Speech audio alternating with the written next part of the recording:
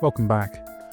Now, a week after wildfires devastated Los Angeles, forcing tens of thousands of residents to flee their homes, firefighters are still battling the two largest fires, and a risk remains from toxic air quality, debris and hazardous materials. 27 people are confirmed dead, and 38 people are still missing, according to the LAPD. When the blaze razed 20 square miles of the city after flaring in the wealthy Pacific Palisades neighborhood and being fanned by strong winds. But while stories of celebrity homes being destroyed have occupied much of the headlines, the impact is being felt acutely by all Angelenos, particularly those on low incomes.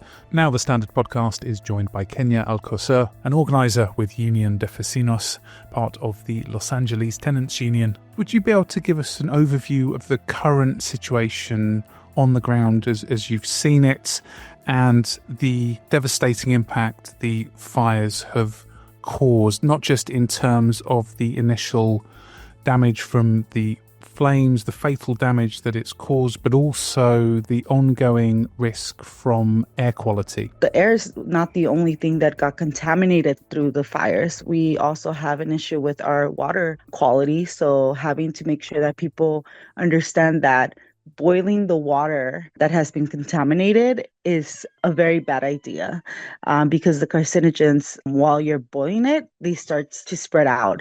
The composition starts to get out and it becomes more dangerous for folks to actually drink that water. So having to provide water to our communities has also become a very big need. And I mean, like always, people have been taking advantage of the situation. We saw it during the pandemic, and we're seeing it now where there's little supplies at stores and expensive supplies. So a carton of eggs, for example, are going for $16. Water prices have gone up. You see at one of the stores that it's more common for people to go buy water and eggs. It's like at Costco. If you're not in line, I guess like an hour prior for the store opening, then you might not get any of the supplies that you need because they ran out really quickly. That's like the constant reality. So we are also being forced to ramp up our projects of survival within the LA Tenants Union that we were doing during the pandemic. So food distribution, ensuring that people have enough food for them to survive through this crisis, masks, water.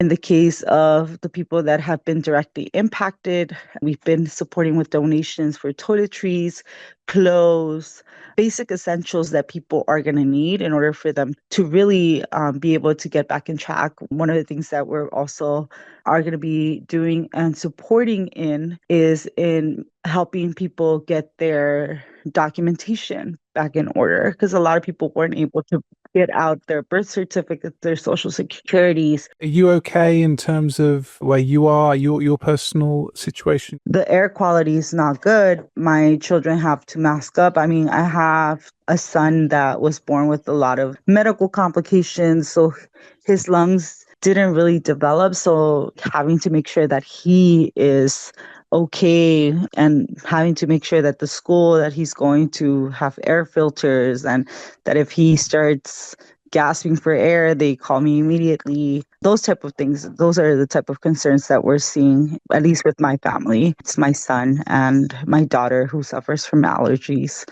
Those are the main concerns right now.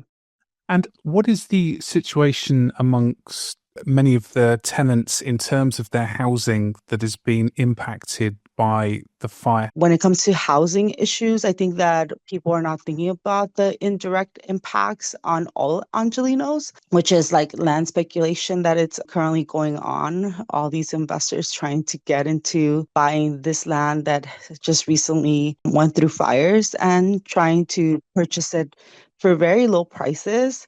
And then people that do have the money, because we know that Palisades and Pasadena are more of the wealthier communities in Los Angeles, they're actually going out to places where there's houses for sale, making huge lines and buying those houses and raising up the prices of those houses very drastically.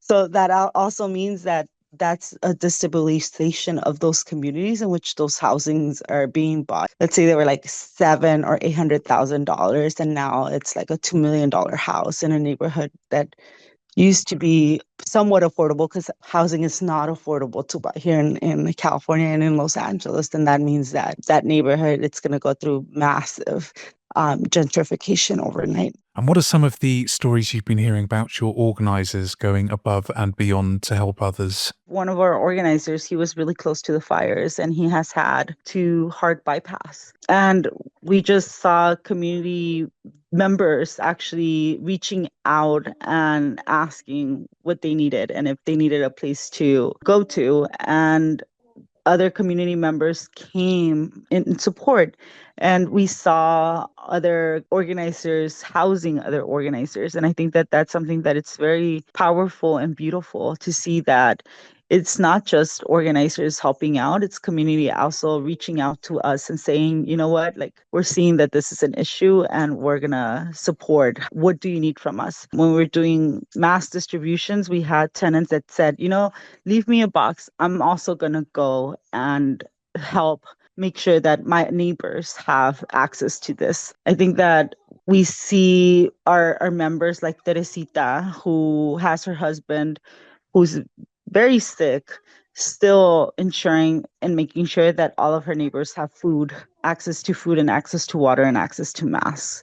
And even those community members that sometimes don't have much are willing to donate whatever little they have to ensure that people that don't have anything have something. So I think that those are the very good heroes of our communities, are people that have been organizing and are continue to organize in solidarity and with love, to ensure that it's not just their neighborhood that it's taken care of, but other neighborhoods are also taken care of. What's been the wider impact in terms of people's jobs and livelihoods? We see all this housing that has burned down, all this businesses. It's very difficult in very affluent communities. These are communities that also provide jobs for a lot of our members. So some of our members are gardeners and they go to Palisades and Pasadena to do their routes. Those jobs have been lost. We have women who are housekeepers and childcare providers for those communities who've also lost their jobs. And so looking at that devastation and people who really tried to save their homes and didn't leave. So knowing that there's more than 20 people out there that have died and many that are also missing, and we don't know if they've made it out, it's very hard.